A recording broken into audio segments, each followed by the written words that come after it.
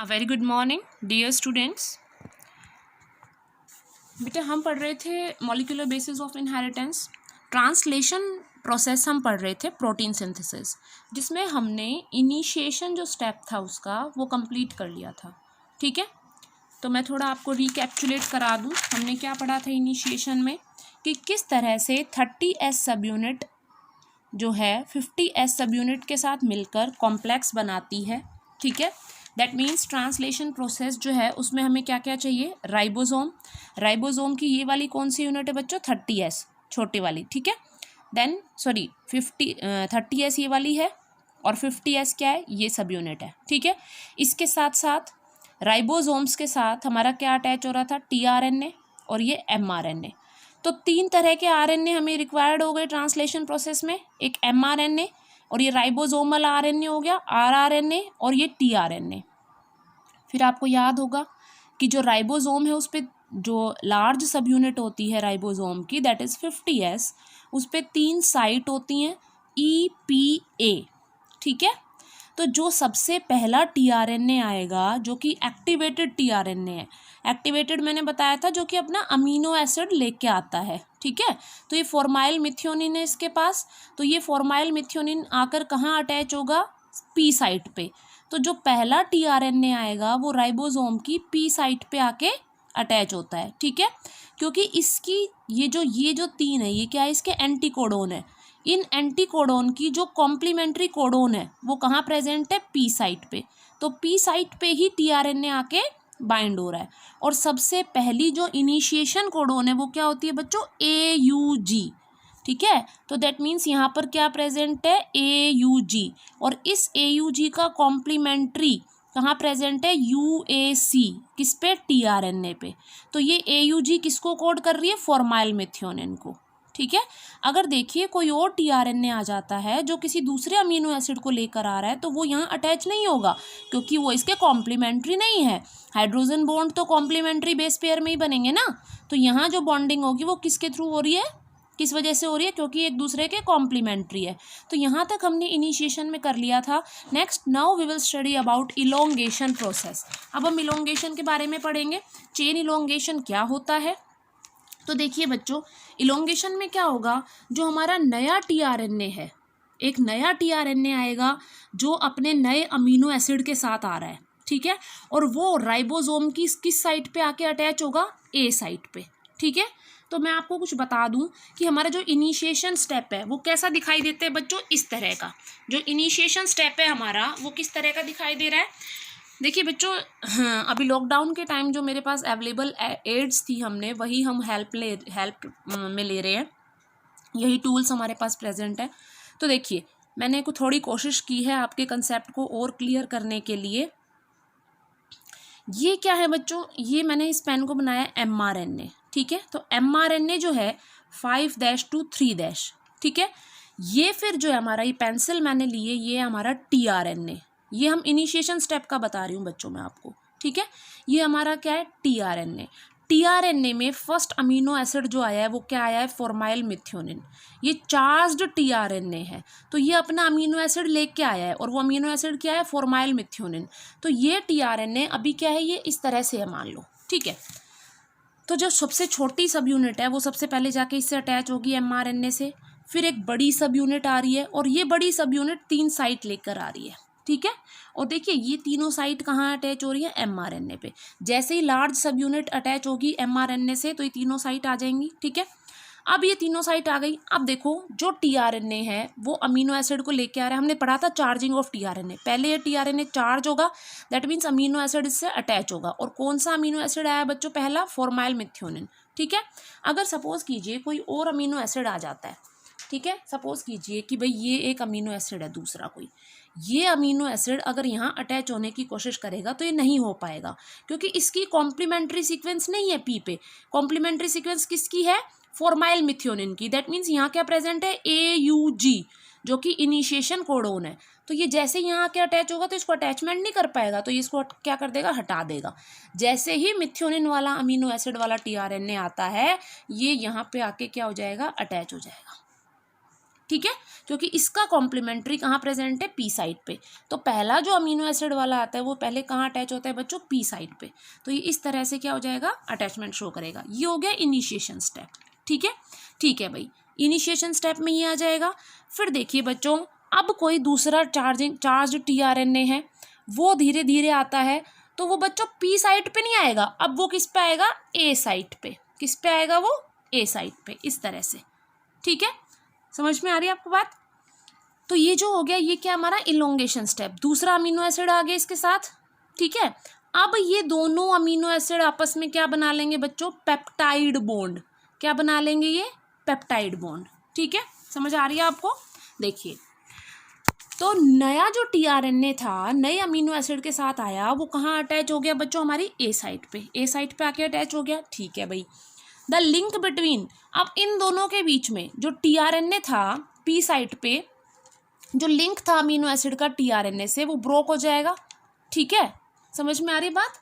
ये जो amino acid जो अटैच था, देखिए ये इस पे अटैच हो चुका। ठीक है भाई, ये अमीनो एसिड जो इस टीआरएनए से अटैच था, अब इन दोनों के बीच का लिंक टूट जाएगा। दैट मीन्स फॉर्माइल मिथ्योनिन जो इस टीआरएनए से अटैच था, ये फॉर्माइल मिथ्योनिन अब क्या हो जाएगा बच्चों, इसका लिंक हट जाएगा। इसका लिंक हटते ही क्या होगा, ये जो फॉर्माइल मिथ्योनिन है ये क्या हो जाएगा, इससे अलग हो जाएगा। ठीक है, फॉर्माइल मिथ्योनिन क्या हो गया भाई, इससे सेपरेट हो गया। ठीक है, देखिए अमीनो एसिड तो एक ही था, पर मैंने 1 लिखने के लिए किया है, तो 1 ये आपका फॉर्माइल मिथ्योनिन ही है। अब ये फॉर्माइल मिथ्योनिन क्या हो गया, इस टीआरएनए से अलग हो गया। समझ में आ गई आपको बात। ठीक है, ये तो जुड़ा हुआ है ही पहले से ही, और ये फॉर्माइल मिथ्योनिन अब इस टीआरएनए से क्या हो गया, सेपरेट हो गया। तो link between amino acid of tRNA is broken and tRNA of P site is discharged, so COOH of P site amino acid become free. ठीक है, तो यहाँ से जो पी साइट था, पी साइट से जो अमीनो एसिड था हमारा, वो हट चुका है। और इसका देखो अमीनो एसिड का COH ग्रुप होता है, हमने बायोमोलिक्यूल्स में पढ़ा था कि भाई 2 ग्रुप होते हैं, अमीन और दूसरा एसिडिक ग्रुप होता है COH। तो ये जो COOH ग्रुप है, मान लो ये जो टेप है COH ग्रुप है, ये क्या हो गई, इसके फ्री हो गई, अब सेपरेट हो चुकी है इससे पी साइट से। ठीक है, now peptide bond takes place between COH of P site and NH2 of A site। अब इस A site का इस अमीनो एसिड का जो NH2 ग्रुप है, वो इस वाले अमीनो एसिड के COOH ग्रुप से क्या हो जाएगा बच्चों, जुड़ जाएगा इस तरह से। ठीक है, तो अब देख रहे हो आप, अमीनो एसिड 2 और अमीनो एसिड 1 ये दोनों आपस में जुड़ गए, किसके थ्रू, पेप्टाइड बॉन्ड के थ्रू। ठीक है, समझ में आ रही है आपको बात। तो यही यहाँ लिखा हुआ है, now peptide bond takes place between COH group of P site and NH2 of A site amino acid. ठीक है, पेप्टाइड ट्रांसफरेज, जो पेप्टाइडल ट्रांसफरेज एंजाइम है बच्चों, वो हेल्प करता है इन दोनों के बीच में जो पेप्टाइड बॉन्ड बना है उसके बनने में। समझ में आ रही है आपको बात। ठीक है, चलिए, इन पेप्टाइड बॉन्ड फॉर्मेशन, अब देखिए नीट 2016 में एक क्वेश्चन आया हुआ है कि जो पेप्टाइड बॉन्ड बनता है 2 अमीनो एसिड के बीच में, तो ट्रांसलेशन प्रोसेस में कौन सा RRNA एक्ट करता है राइबोसोम एंजाइम की फॉर्म में। समझ में आ रही है आपको बात। ठीक है, ये जो देखिए मैंने आपको बताया था राइबोसोम है हमारे, जो 70S हो गया, 70S की सब यूनिट्स है, 50S 30S उसकी भी फर्दर सब यूनिट्स है। ठीक है, तो कौन सी सब यूनिट है जो हेल्प करती है, एक्ट करती है एंजाइम के रूप में। ठीक है, तो 23 sRRNA जो है वो पेप्टाइड बॉन्ड बनाने में हेल्प कर रहा है, और इस एंजाइम को हम क्या कह देते हैं, राइबोजाइम। ठीक है, चलिए, जब ये पेप्टाइड बॉन्ड बन जाएगा, ठीक है, ये जब पेप्टाइड बॉन्ड बन गया, after formation of peptide bond tRNA of P site released from ribosome through E site. ठीक है, अब ये देखो क्या होगा, जैसे जैसे अब ये क्या होगा, ये राइबोसोम जो है it will start moving towards the mRNA पे स्लाइड करेगा। ये जो राइबोसोम है ना, ये आगे की तरफ स्लाइड करने लगता है। ठीक है, तो जैसे ये आगे की तरफ स्लाइड करेगा बच्चों, तो ये जो टीआरएनए है हमारा जो पी साइट पे था, ठीक है, मान लो कि ये राइबोसोम एमआरएनए पे स्लाइड कर रहा है, ऐसे आगे गया, ये आगे गया, ये आगे गया। ठीक है, अब क्या हुआ, जो फ्री टीआरएनए था हमारा, जो फ्री टीआरएनए था वो किस साइड पे आ गया, ई साइड पे आ गया, ये फ्री था। ठीक है, ये कहाँ आ गया हमारा, ई साइट पे, और ये वाला जो टीआरएनए जो कि ए साइट पे था, अब वो कहाँ है बच्चों, पी साइट पे। ठीक है, तो देखिए इस फिगर में आप देख सकते हैं, ये इनिशिएशन था जिसमें फर्स्ट अमीनो एसिड का टीआरएनए जुड़ेगा पी साइट पे। नेक्स्ट फिगर में आप देख रहे हैं कि जब ये यहाँ पी पे आ गया और नया अमीनो एसिड आ गया है, अमीनो एसिड 2 ए साइट पे, नेक्स्ट में क्या होगा बच्चों, पी और ए दोनों कवर है, ए पे क्या है अमीनो एसिड 2, पी पे क्या अमीनो एसिड 1।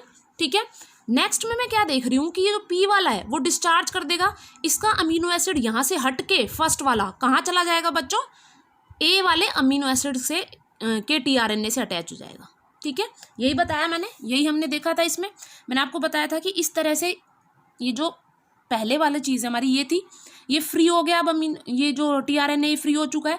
ठीक है, देखिए इस टीआरएनए से अटैच है दोनों अमीनो एसिड, ये पेप्टाइड बॉन्ड बन चुका है, अब ये कैसा हो गया है, ये फ्री हो गया है। ठीक है, वही चीज़ हम यहाँ पे दिखा रहे हैं, ये पी पे क्या है साइड पे टीआरएनए फ्री हो गया और ए पे दोनों अमीनो एसिड जुड़ गए। आया समझ में आपको? ठीक है, नेक्स्ट में क्या होगा बच्चों, जब ये स्लाइड करने लगेगा धीरे धीरे, तो ये राइबोसोम जब स्लाइड करेगा तो ये टीआरएनए इस ई साइट पे आ जाएगा, ई साइट पे आ गया और अब ये कैसा हो गया, फ्री। और ये ई साइट पे आने के बाद क्या हो जाएगा बच्चों, ये रिलीज हो जाएगा, बाहर की तरफ निकल जाएगा। देखिए कैसे, जब ये राइबोसोम मूव कर रहा है इस तरह से इसने मूव किया। ठीक है, ये जब मूव कर रहा है, देखिए एमआरएनए मूव नहीं करेगा, हमने इसको अटैच कर रखा है इसलिए मैं इसको स्लाइड करा रही हूँ। वो क्या रहा है एक्चुअली, ये राइबोसोम ही आगे की तरफ खिसक रहा है, आगे मूव करेगा। जब ये राइबोसोम आगे मूव करेगा तो ये ई साइट कहाँ, ई साइट जो एम्प्टी जो हमारा खाली टीआरएनए हो गया था वो किस साइट पे आ गया, हमारे ई साइट पे आ गया है। ठीक है, और इस तरह से ई साइट पे आने के बाद अब ये क्या होगा, धीरे धीरे ई साइट से बाहर आ जाएगा। ठीक है, ई साइट से क्या हो गया, अब ये बाहर आ गया इस तरह से। अब जो पी साइट पे टीआरएनए है उसके पास क्या है, दोनों अमीनो एसिड है। Am I clear? क्लियर हो रहा है आपको? ठीक है, आप सपोज कीजिए कि अमीनो एसिड 3 आता है, कोई टीआरएनए है जो अमीनो एसिड किसको लेके आ रहा है, 3 को लेके आ रहा है। ठीक है, कोई अमीनो एसिड है जो अमीनो एसिड किसको लेके आएगा बच्चों, 3 अमीनो एसिड को लेके आ रहा है वो। अब जो अमीनो एसिड 3 को लेके आएगा, 3 अमीनो एसिड को लेके आएगा, अब वो आया और कहाँ अटैच हो गया, ए पे आके। ठीक है, अब वो अमीनो एसिड कहाँ आ गया, वो टीआरएनए कहाँ आ गया, अमीनो एसिड 3 को लेके आ गया ए साइट पे। सेम वैसे ही जैसे नेक्स्ट पिछली बार हमने किया था। अब क्या होगा, ये जो फॉर्माइल मिथ्योनिन जुड़ा, फिर अमीनो एसिड 2 जुड़ रहा है, अब ये formyl methionine along with amino acid 2, दोनों अमीनो एसिड 1 और 2 यहाँ से हट जाएंगे और कहाँ आके जुड़ जाएंगे बच्चों, इस नए टीआरएनए से आके जुड़ जाएंगे। ठीक है, नए टीआरएनए पे आके अटैच हो गए। अब इस टीआरएनए पे 3 अमीनो एसिड हो गए, amino acid 1 formyl methionine, amino acid 2, amino acid 3, और ये जो टीआरएनए था हमारा अब ये कैसा हो गया, एम्प्टी। और एम्प्टी किस पे प्रेजेंट है, पी पे। ठीक है, सेम उसी तरह फिर से राइबोसोम स्लाइड करेगा, स्लाइड कर रहा है राइबोसोम। ठीक है, स्लाइड कर रहा है और ये जो फ्री हो गया था टीआरएनए किस पे आ गया, ई पे, और पी पे हमारे क्या आ गए, जो तीनों अमीनो एसिड जुड़े हुए थे। ठीक है, फिर नेक्स्ट स्टेप वही होगा, ये जो एम्प्टी टीआरएनए ये क्या हो जाएगा, रिलीज हो जाएगा, हट गया ये। ठीक है, और ये पी वाले, पी पे क्या आ गए, 3 अमीनो एसिड आ गए। अब अमीनो एसिड 4 लेके आएगा, कोई 4 लेके आएगा और कहाँ अटैच हो जाएगा, ए पे, और इसी तरह से ये तीनों अमीनो एसिड अब उस 4 से अटैच हो जाएंगे और धीरे धीरे धीरे धीरे पूरी चेन बनती चली जाएगी अमीनो एसिड्स की। आई होप बच्चों आपको इससे कुछ क्लियर हुआ होगा, एंड प्लीज़ मुझे फीडबैक दीजिए, क्या इन एसेसरीज़ की हेल्प से आपको ज़्यादा क्लियर हो रहा है, तो हम इन फ्यूचर भी इसी तरह का कुछ करेंगे। ठीक है, ग्रुप में प्लीज़ फीडबैक दीजिएगा, मुझे मैसेज कीजिए कि मैम समझ में आया या नहीं आया है। ठीक है बच्चों, आई थिंक इससे ज़्यादा मेरे पास कुछ एसेसरीज़ नहीं थी। आई होप आपको कुछ हद तक क्लियर हो पाया होगा। Please write message. ठीक है, चलिए अब थोड़ा थ्योरेटिकल पोर्शन देख लेते हैं। अब आपको ये समझ में आ गया कि जो पेप्टाइड ट्रांसफरेज एंजाइम है वो हेल्प कर रहा है पेप्टाइड बॉन्ड फॉर्मेशन में। नेक्स्ट क्या होता है, जब पेप्टाइड बॉन्ड बन जाता है, टीआरएनए ऑफ पी साइट, जो टीआरएनए है एम्प्टी वाला जो है वो ई साइट के थ्रू रिलीज हो जाएगा और एक नया अमीनो एसिड आ जाएगा ए साइट पे। ठीक है, नेक्स्ट क्या होगा, now tRNA of A site is transferred. अब जो टीआरएनए ए साइट पे था, जो 2 अमीनो एसिड को जो ए साइट पे आया था नए अमीनो एसिड को लेके, अब वो कहाँ आ जाएगा, पी साइट पे आ जाएगा, ठीक है। And A site becomes empty, और ए साइट जो हमारी वो क्या हो जाएगी, अब एम्प्टी हो जाएगी, ठीक है। नाउ राइबोसोम, फिर से राइबोसोम क्या करेगा, स्लाइड करेगा। जो स्लाइडिंग हो रही है राइबोसोम की, किस पे हो रही है, एमआरएनए पे, ठीक है। वो धीरे धीरे जैसे जैसे स्लाइड करता जाएगा तो नए नए अमीनो एसिड जुड़ते जाएंगे, और ये जो नए अमीनो एसिड जुड़ रहे हैं बच्चों, ये किसके थ्रू जुड़ रहे हैं, पेप्टाइड बॉन्ड के थ्रू। इसको इसलिए हम इस चेन को क्या कह रहे हैं, पॉलीपेप्टाइड चेन, ठीक है। तो जो ट्रांसलोकेज एंजाइम है वो हेल्प करता है राइबोसोम की स्लाइडिंग में। पेप्टाइड बॉन्ड बनाने में कौन हेल्प कर रहा है, पेप्टाइडल ट्रांसफरेज एंजाइम। और ट्रांसलोकेज किस में हेल्प कर रहा है, मूवमेंट ऑफ राइबोसोम, ठीक है। और जीटीपी जो है वो हमारा वो क्या करता है बच्चों, एनर्जी प्रोवाइड करता है फॉर द मूवमेंट, ठीक है। तो आप याद रखेंगे इलोंगेशन के टाइम जो चेन की इलोंगेशन हो रही है, प्रोकैरियोट्स में इलोंगेशन फैक्टर होते हैं EFTU, EFTS और EFG। हम देखेंगे अभी इनके क्या रोल है तीनों के।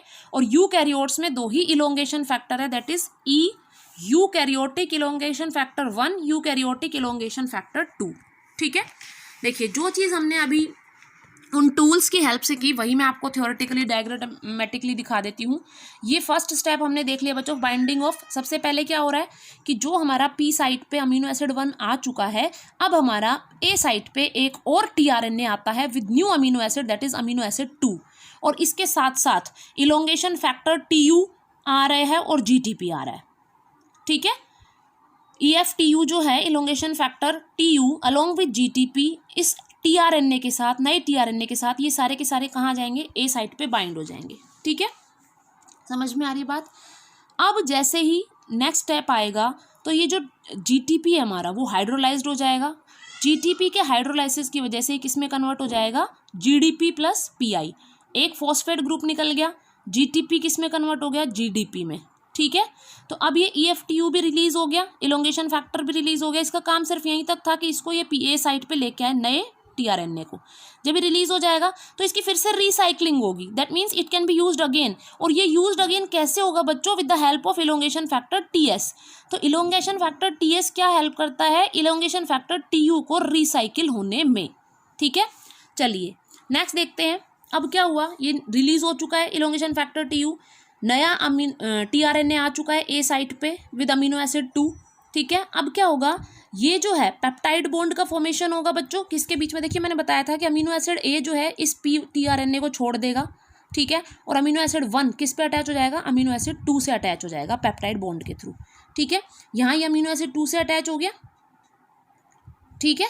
अब क्या होगा, ट्रांसलोकेशन। ट्रांसलोकेशन में क्या होगा बच्चों, ये राइबोसोम स्लाइड करेगा फर्दर एमआरएनए पे। जब ये स्लाइड कर रहा है तो देखिए फिर से क्या होगा, EFG और GTP, ठीक है। EFG और GTP आ रहे हैं। GTP क्या कर रहा है बच्चों, हेल्प कर रहा है, एनर्जी प्रोवाइड कर रहा है। तो अब देखो ट्रांसलोकेशन स्टेप में क्या होता है, जो mRNA 3 न्यूक्लियोटाइड प्रेजेंट है इसमें, mRNA में हमें पता है कि ये फर्दर मूव करेगा, ठीक है।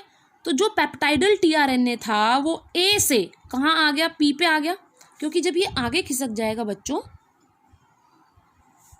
तो ये एम्प्टी वाला टीआरएनए, ये जो खाली हो चुका है, ये ई पे चला जाएगा, ए वाला जो है वो पी पे चला जाएगा। समझ आ रही है आपको, ठीक है। तो इस तरह से जब ये मूव करेगा तो ये जो टीआरएनए है ए साइड से कहाँ चला गया, पी पे चला गया। And the empty tRNA moves from P to E, ये एम्प्टी टीआरएनए पी से कहाँ चला जाएगा, ई पे चला जाएगा, ठीक है। किसकी हेल्प से, जीटीपी की हेल्प से। और जीटीपी कौन लाया है, EFG, ठीक है। तो ये जो थर्ड स्टेप है वो यहाँ हो रहा है, मैंने नीचे लिख दिया, यहाँ स्पेस नहीं था। समझ में आ रहा है आपको। अब ये जो टीआरएनए है ये क्या करेगा, धीरे धीरे कहाँ मूव कर जाएगा, यहाँ पे, यहाँ आ जाएगा ये, ठीक है। और ये जो अमीनो एसिड की चेन थी, अमीनो एसिड 1, अमीनो एसिड 2, ये कहाँ आ गया हमारा, इस पे आ गया, इस वाले पे, ठीक है। अमीनो एसिड पहले क्या आएगा 2, उसके ऊपर यहाँ से इस पे आ गया था अमीनो एसिड 1, तो अमीनो एसिड 1, ठीक है। समझ में आ गई बात। तो इस तरह से जो खाली टीआरएनए हैं वो पी से ई की तरफ और बाहर निकलते चले जाएंगे, और ये राइबोसोम धीरे धीरे आगे मूव करता चला जाएगा mRNA पे। समझ आ गया आपको, ठीक है। अब देखिए अमीनो एसिड 2 हो गया, अमीनो एसिड 1, अब कोई और टीआरएनए आएगा जो ए साइट पे आएगा, ठीक है। तो ये था इलोंगेशन फैक्टर्स, इलोंगेशन प्रोसेस, किस तरह से चेन जो है वो इलोंगेट हो रही है। नेक्स्ट आता है बच्चों चेन टर्मिनेशन। अब टर्मिनेशन पॉइंट कब आएगा, देखिए हम देख रहे हैं कि पी साइट पे चेन बन चुकी है अमीनो एसिड की काफ़ी, ठीक है। अब जैसे जैसे राइबोसोम स्लाइड करता जा रहा है एमआरएनए पे, तो एक टाइम ऐसा आएगा जब ये राइबोसोम एमआरएनए पे जब स्लाइड करता चला जा रहा है, तो ये जब ए साइट, इसकी ए साइट पे नॉनसेंस कोडोन आ जाएंगे। नॉनसेंस कोडोन मैंने आपको बताया था, स्टॉप कोडोन जहाँ पे टर्मिनेशन खत्म हो जाता है, जो ऐसे कोडोन जो किसी भी अमीनो एसिड को कोड नहीं करते। तो जब ये स्टॉप कोडोन, इन तीनों में से कोई भी कोडोन यहाँ आ जाएगा, तो हमें पता है कि भाई कोई टीआरएनए आ रहा है, वो अपना अमीनो एसिड लेके आ रहा है। लेकिन ये कोडोन तो किसी के कॉम्प्लीमेंट्री है ही नहीं ना, ये तो किसी अमीनो एसिड को कोड ही नहीं करते। तो वो टीआरएनए जब यहाँ अटैच होने की कोशिश करेगा तो ये अटैच नहीं हो पाएगा, हट जाएगा यहाँ से, ठीक है। समझ में आ रही बात, समझ रहे हैं आप? कोई नया टीआरएनए यहाँ आ ही नहीं पाएगा, ठीक है। और जब नया टीआरएनए नहीं आ पाएगा तो फर्दर जो है, फर्दर अमीनो एसिड जुड़ेंगे नहीं, ठीक है।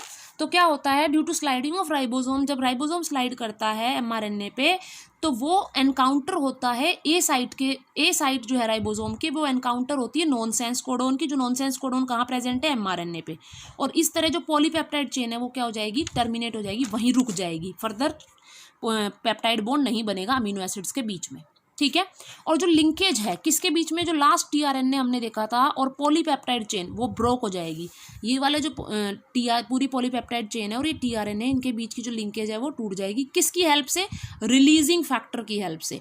और ये रिलीजिंग फैक्टर, अगर मैं बात करूँ, रिलीजिंग फैक्टर 3 हो सकते हैं, 1, 2, 3। अगर इनमें से कोई भी रिलीज फैक्टर आ जाता है तो ये क्या करता है, टर्मिनेशन में हेल्प करता है। दैट मीन्स इस टीआरएनए को और जो पॉलीपेप्टाइड चेन है इसको रिलीज कराता है इस टीआरएनए से। ये तो हम बात कर रहे हैं बच्चों प्रोकैरियोट्स की। प्रोकैरियोट्स के केस में 3 रिलीजिंग फैक्टर है और यूकैरियोट्स में सिर्फ एक ही होता है, that is releasing factor 1। I hope आपको समझ में आ गया होगा। और इन फ्यूचर क्या होगा, सारा जो है, सभी जो सब यूनिट्स थी वो भी रिलीज हो जाएंगी, ये टीआरएनए हट जाएगा और इसकी जो चेन थी पॉलीपेप्टाइड की वो अलग हो जाएगी। हमारा मेन एम तो यही है ना, हमें तो यही ऑब्टेन करना था, प्रोटीन चेन। ये प्रोटीन चेन हमें मिल जाएगी, टीआरएनए अलग हो जाएगा, एमआरएनए और राइबोसोमल सब यूनिट, और ये रिलीजिंग फैक्टर है ये भी हट जाएगा और जीटीपी के मॉलिक्यूल भी हट जाएंगे, ठीक है। समझ में आ गया आपको? चलिए बच्चों, अब इसके नोट्स प्रिपेयर कर लीजिए। यहाँ आपका ट्रांसलेशन जो प्रोसेस है वो ख़त्म हो जाता है।